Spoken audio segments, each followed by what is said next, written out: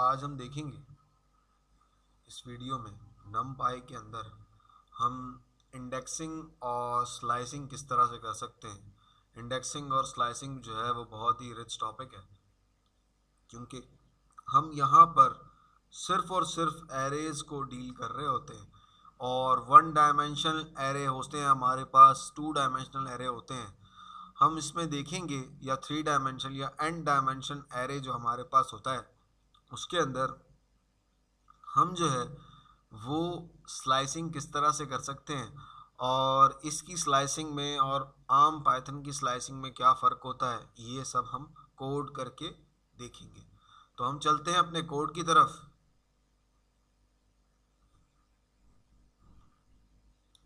तो अब हम इस कोड को देखते हैं कि इंडेक्सिंग किस तरह से होती है एरे के अंदर, हमारे numpy एरे के अंदर, और स्लाइसिंग किस तरह से होती है। दोनों चीज़ों को हम देखेंगे।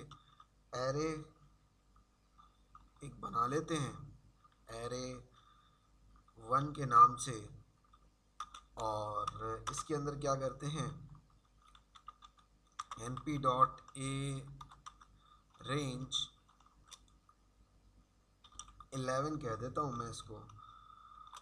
और अब ये मेरे पास AR1 जो है वो एक 0 से लेकर 10 तक के जो नंबर्स हैं वो मेरे पास इसने एक एरे के अंदर डाल दिए।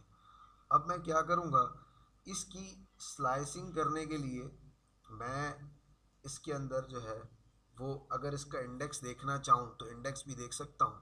अगर मैं कहूँ AR1 का मुझे इंडेक्स बता दो, कौन सा इंडेक्स बता दो, इंडेक्स नंबर 5 बता दो, तो ये कहेगा 5। और अगर हम वैल्यू चेंज करना चाहें तो इज इक्वल्स टू करूँगा और मैं अपनी वैल्यू को अपडेट करवा सकता हूँ।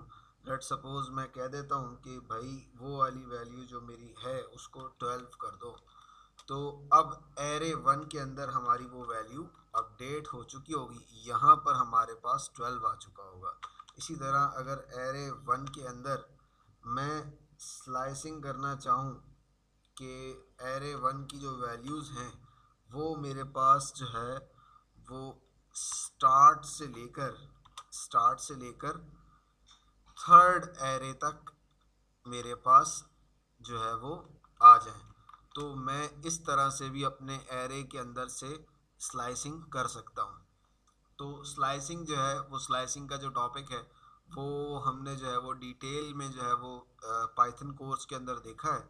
अगर आपको स्लाइसिंग का कॉन्सेप्ट नहीं पता तो आप हमारी जो पाइथन की प्लेलिस्ट है उसको एक्सेस कर सकते हैं और वहाँ से आप जो है वो स्लाइसिंग को बेहतर तरीके से पढ़ सकते हैं। अब एरे 1 के अंदर जो है वो हम जाएंगे और इसके अंदर जो हमने वैल्यूज़ ली हैं उनको मैं एक वेरिएबल के अंदर सेव करा लेता हूँ और इसको मैं कह देता हूँ slice underscore array is equals to. अब ये जो है वो मेरे पास इस वेरिएबल के अंदर इतनी वैल्यूज़ स्टोर हो चुकी हैं। अब मैं इसको कहता हूँ स्लाइस अंडरस्कोर एरे, तो ये वैल्यूज़ मेरे पास आ गई। अब मैं चाहूँ तो इन वैल्यूज़ को चेंज कर सकता हूँ। कैसे? अब मैं देखो, मैं ये करूँगा कि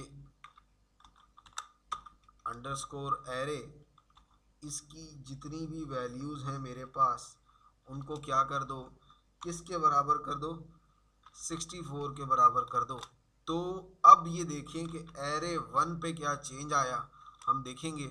तो एरे 1 को भी इसने चेंज कर दिया, मतलब ये पहले वाली ही एरे के अंदर चेंजेस हो सकती हैं एक नया एरे बनाकर। वो एक तरह से इसकी एक कॉपी की तरह काम करेगा। जो चेंजेस स्लाइसिंग के अंदर होंगी वही चेंजेस ऊपर वाले एरे के अंदर भी हो सकती हैं। अब अगर हम 2x2 का एरे बनाएं, तो अगर मैं 2x2 का एरे बनाता हूँ, मैं कहता हूँ एरे जो है वो 2D एरे बनाओ मेरे पास, array underscore 2D np dot कर लूँ और एरे कह दूँ इसको। तो इसके अंदर मैं अब 2D एरे बनाना चाह रहा हूँ, तो मैं ब्रैकेट के अंदर ब्रैकेट डालूंगा 1, 2, 3 करूंगा, 2, 3, अब मैं वैल्यूज स्टोर करा देता हूँ 7, 8, 9। अब ये मेरे पास एक एरे बन गया 2D एरे। अगर मैं इसको देखना चाहूँ तो मैं एरे अंडरस्कोर 2D करके इसको देख सकता हूँ कि ये मेरे पास 2 डायमेंशनल एरे बन चुका है। अब अगर इसमें से कुछ वैल्यूज़ को मैं 5 करवाना चाहता हूँ तो मैं इस तरह से भी कर सकता हूँ, एरे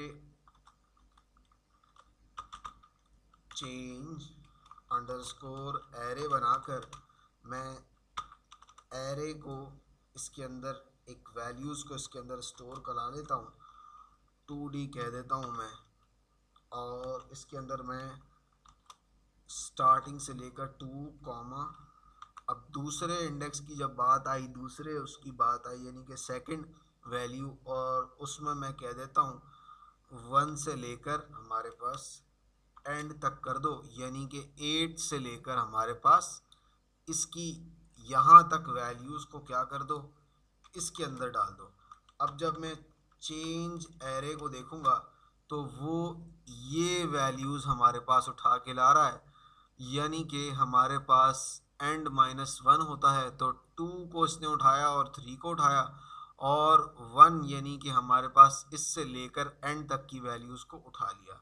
अब अगर मैं कहूँ कि इसके अंदर जितनी भी वैल्यूज़ हैं उनको क्या कर दो, हमारे पास उन सारी की सारी स्लाइसिंग को आप हमारे पास क्या कर दें, 1 कर दें, या जो है वो हम जो भी वैल्यू लिखते हैं हम उसको कहते हैं क्या कर दें, हमारे पास लेट सपोज हम कहते हैं उसको 0 कर दो, तो ये वो सारी वैल्यूज़ को 0 कर देगा। तो जब मैं एरे अंडरस्कोर 2D को देखूंगा तो ये कुछ इस तरह से मेरी वैल्यूज़ 0 हो गई। ये थी हमारे पास स्लाइसिंग और इंडेक्सिंग, जो कि हमने देखी नमपाई में किस तरह से एरे के अंदर होती है। Thank you so much for watching this video.